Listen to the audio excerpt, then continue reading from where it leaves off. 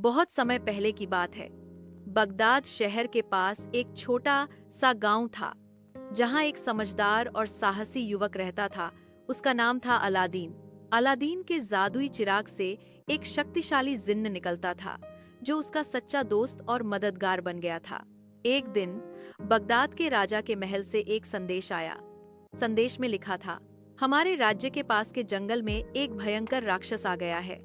वह गांवों को तबाह कर रहा है, फसलों को जला रहा है और लोगों को डराकर भागा रहा है। जो भी उस राक्षस से लड़ने गया, वह लौटकर नहीं आया।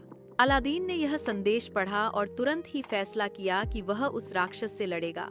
उसने चिराग रगड़ा और जिन्न प्रकट हुआ। जिन्न ने पूछा, क्या आज फिर कोई रोमांचक काम है मेरे मालिक?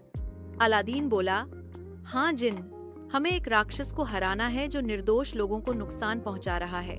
जिन्न ने अपनी आंखें चमकाई और कहा, तो फिर देर किस बात की, चलो तैयार हो जाओ। यह लड़ाई आसान नहीं होगी। अलादीन और जिन्न ने जंगल की ओर प्रस्थान किया। रास्ता मुश्किल था। अंततः वे एक गहरी गुफा के सामने पहुंचे। गुफा के अंदर से अजीब सी गंध आ रही थी और चारों ओर धुआं फैला था। जिन्न ने कान लगाकर सुना और बोला, यह वही जगह है।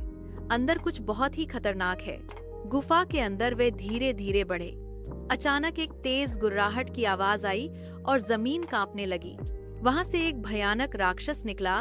उसका शरीर काले पत्थर जैसा सख्त, आंखें अंगारे जैसी लाल और उसके हाथों में ज्वाला जैसी आग जल रही थी। राक्षस ने गरजते हुए कहा, कौन हो तुम लोग? मौत को बुलावा देने आए हो? अलादीन ने बहादुरी से जवाब दिया, हम तुम्हारी तबाही को रोकने आए हैं। तुमने बहुत अत्याचार किया है, अब तुम्हारा अंत होगा। राक्षस ने जोर से दहाड़ा और आग का गोला अलादीन की ओर फेंका, लेकिन जिन्न ने अपनी शक्ति से एक ढाल बना दी, जिससे आग का गोला वापस उसी पर जा गिरा। वाह जिन्न, अब हमारी बारी है, अलादीन बोला। अलादीन ने अपने चिराग से एक चमकती तलवार निकाली, जो सिर्फ उस चिराग के माध्यम से बनाई जा सकती थी। वह तलवार अंधकार को चीर सकती थी और किसी भी दानव को हरा सकती थी। अलादीन ने आगे बढ़कर राक्षस पर हमला किया, लेकिन राक्षस बहुत ताकतवर था। उसने एक झटके में अलादीन को दूर फेंक दिया। जिन्न ने तुरंत अलादीन को संभाला और कहा, हमें साथ मिलकर लड़ना होगा, अकेले नहीं। जिन्न ने अपनी जादुई दृष्टि से राक्षस को देखा और एक रहस्य समझा।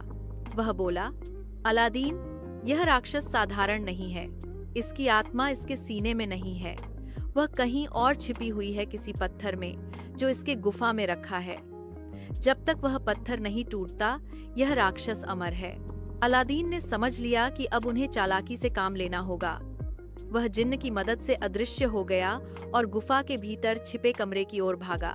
जिन्न ने तब तक राक्षस को उलझाए रखा।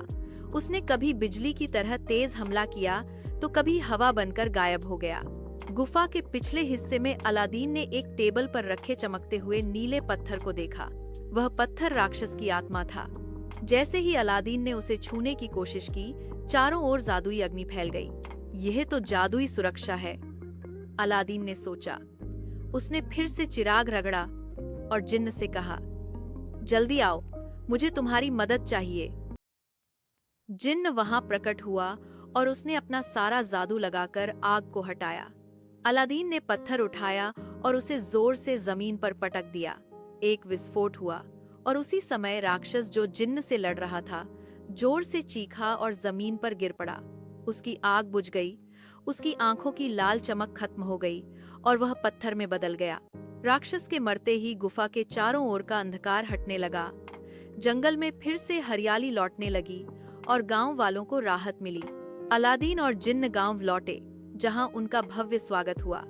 राजा ने उन्हें महल में बुलाया और कहा, अलादीन, तुमने अपने साहस और बुद्धिमत्ता से हमारे राज्य को बचाया है। हम तुम्हें राज्य का रक्षक घोषित करते हैं। राजा ने अलादीन को स्वर्ण मुकुट पहनाया और जिन्न को सम्मानित किया। अलादीन बोला, यह सब जिन्न के बिना संभव नहीं था। गांव के लोग खुशी से झूम उठे। चारों ओर उत्सव होने लगा। अलादीन पूरे राज्य में एक हीरो बन गया। जिन्न ने एक दिन अलादीन से पूछा, अब जब सब कुछ शांत हो गया है, क्या तुम मुझे आजाद करोगे? अलादीन थोड़ी देर सोचता रहा, फिर बोला, तुमने मेरी कितनी बार जान बचाई है। हाँ, मैं तुम्हें आजाद करता हूँ। अलादीन ने चिराग उठाकर कहा, जिन्न, मैं तुम्हें चिराग से मुक्त करता हूँ। अब तुम आजाद हो। जिन्न की आंखों में आंसू थे, पर वह मुस्कराया। अब तुम मेरे भाई हो। जरूरत हो तो मेरा नाम लेना, मैं हमेशा साथ हूँ। शिक्षा। यह कहानी सिखाती है कि सच्चा साहस ताकत नहीं, बल्कि बुद्धिमत्ता और दोस्ती में होता है। साथ मिलकर हम कुछ भी कर सकते हैं।